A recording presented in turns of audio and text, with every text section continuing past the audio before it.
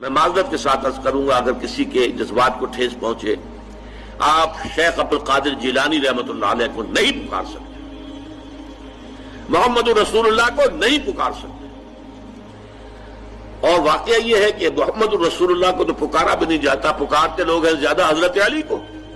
یا علی مدد، شرک۔ دیکھیے سب سے بات نقطے کی بتا دوں آپ کو، فرشتے کو تو ہم مانتے ہیں نا،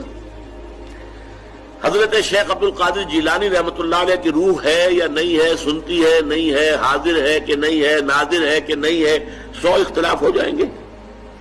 اختلافات کی تو گنجائش ہے نا۔ فرشتہ ہے یا نہیں ہے، وہ تو فرشتہ تو ہے، آپ کے دونوں کندھوں پہ بیٹھا ہوا ہے، کرامن کاتبین ہے کہ نہیں ہے، یرسل علیکم حفظہ، آپ کے جو باڈی گارڈ اللہ فرشتہ نہیں بھیجتا، لیکن آپ فرشتے سے بھی نہیں کہہ سکتے کہ میرا یہ کام کرو۔ فرشتے کے وجود پہ تو کوئی شک نہیں ہے،